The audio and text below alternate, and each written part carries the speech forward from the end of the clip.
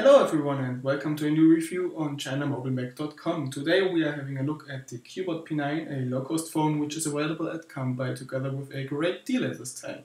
Because of this deal, the shop has sent us a sample of the device for review purposes.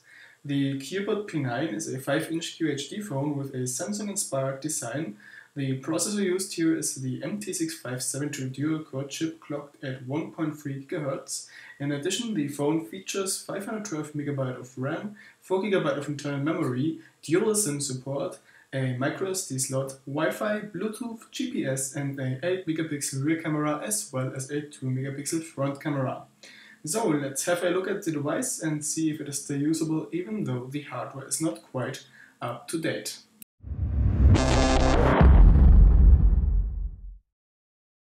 The Cubot P9 is delivered in this white box which has the Cubot logo printed in silver letters right on the front. If you hold this logo into the light, you will notice that it is showing several colors, which is looking really nice. We do not find anything else on the packaging, so let's have a look at what's inside. There are quite some accessories that come with the phone. There is a power supply with German plug in our case that has a pretty good quality, does not make noises and does not get real hot as well. In addition to the power supply, there is a white micro USB cable for charging or data transfer, which is nicely built and very flexible. Headphones come with the phone as well, and surprisingly they are from a very acceptable quality. Sound quality is clear and loud, and it is even playing a bit of bass, even if not that much. Of course, you cannot expect high-end headphones. You can use them as a hands-free solution as well. A user manual in English is present as well, which is explaining the usage of Android. We did like the printing quality here, which is a lot better than for most of the other Chinese user manuals that we were holding in our hands so far. On the device there is a protective film applied right from the factory. In addition to that there is a second protective film. It does look a bit scratched here on the picture, but that is just the protection which has to be removed before applying it to the phone. The last accessory we find in the box of the Cubot P9 is a flip cover which replaces the standard back cover. It does have an average build quality and works like it should. Even though it has a small S-view window, the screen does not change if you close or open the cover. Still, you can see the time through the window while on the lock screen, which can be useful from time to time.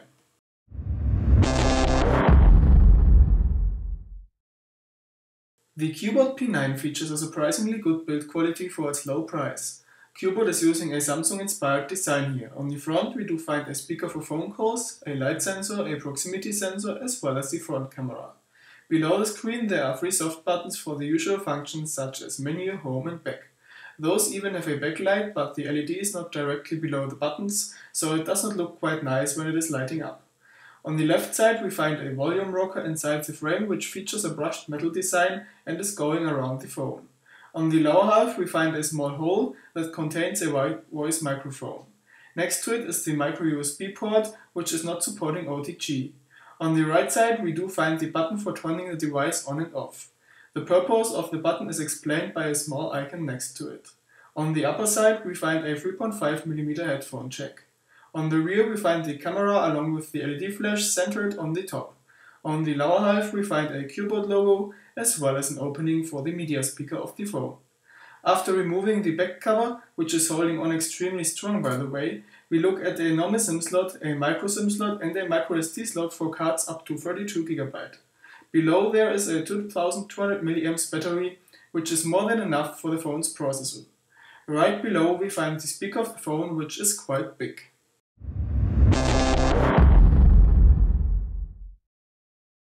Of course you cannot expect great things from a screen in such a low price class. As mentioned already, the Cubot P9 features a 5-inch screen with a resolution of 960 by 540 pixels. The screen has a good backlight and is displaying content sharp enough, even if not perfectly.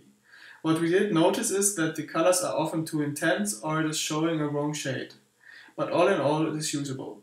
Pixels are visible of course, you will see them starting from 18 cm if you have good eyes. Here on the close-up you can see how big the pixels are. As we did expect, the screen is not using an IPS panel. You still can see the content from the sides, but colors are inverting heavily. The effect is the strongest from the lower and the upper side. On the left and the right the effect is not noticeable that strong. The touchscreen is working good, even if not very precise. When typing in portrait mode it sometimes creates typos, so we do recommend it to use the phone in landscape mode while typing for more space.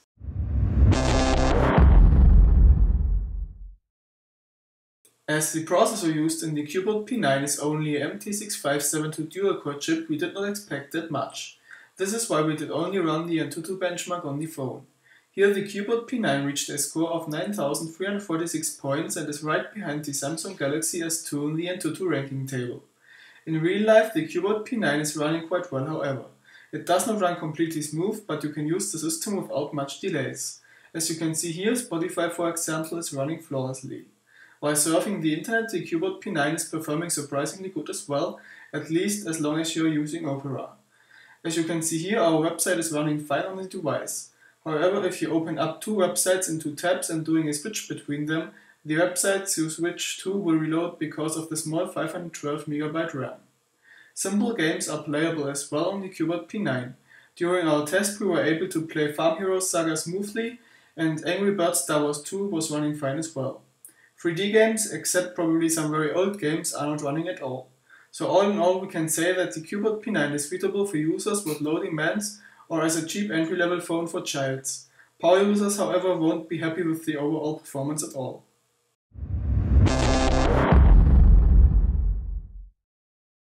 In our test we did test the video playback and the audio quality by using a YouTube video.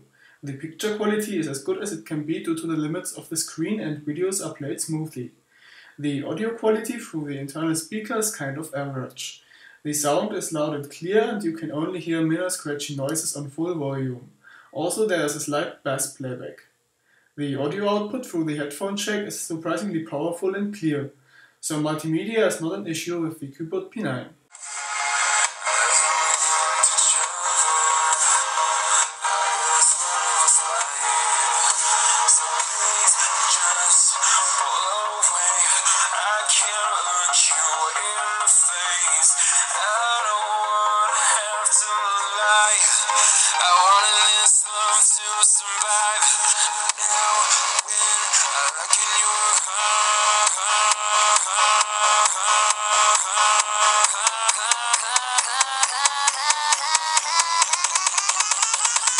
I feel paralyzed.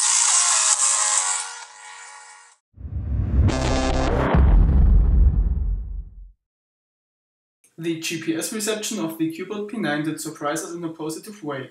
Without any software-side fixes, it did reach a first GPS fix after just 20 seconds. Upon the second try, a stable GPS reception was reached after 10 seconds. The phone did receive 9 satellites and reached an accuracy of 3 meters, which is impressive for the price. Also inside the house nearby a window it did still receive 9 satellites and the accuracy was at 5 meters. Wi-Fi reception wasn't a problem as well and was working within the whole house. Same with 2G and 3G networks as well as Bluetooth. A 3G connection was established immediately even within the house and surfing the internet was possible. During our test call the Cubot P9 satisfied us with a great audio quality on both ends. The battery life was what did us impress the most about the Cubot P9. With average usage, you will be able to get a battery life of 3 to 5 days. Even with intensive usage, we had trouble getting the battery empty within 1 day.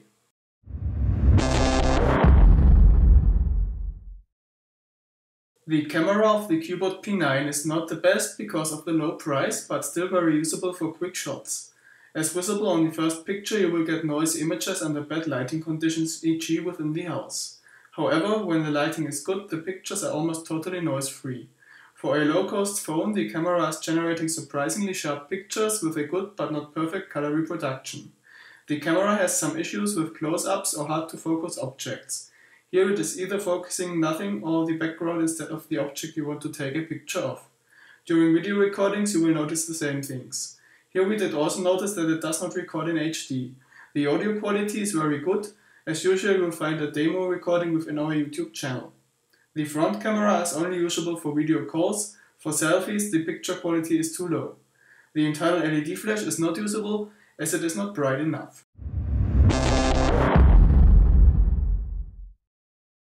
Let's come to the final conclusion now. The Cubot P9 is of course not the most powerful smartphone, but it is not even supposed to be. It is a very cheap and compared to the price a very good smartphone.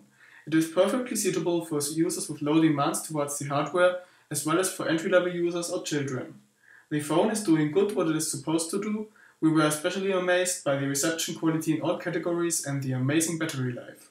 The phone could well be used as a cheap GPS device for outdoor use or cycling tours. Camba is offering the Cubot P9 for €69 with shipping from Hong Kong right now.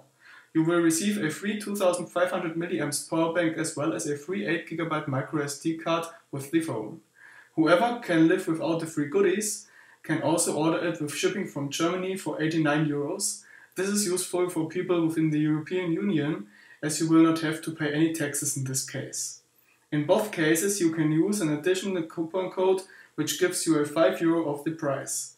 You will find the code within the written review that is linked below the video. The link to the shop is in the written review as well. The deal is valid until March 6, 2014, so you should decide fast. We hope that you did like the video and we were able to help you with it. As always, we are happy to see thumbs up, comments and a subscription to our channel. Thanks for watching the video and have a nice day. Bye!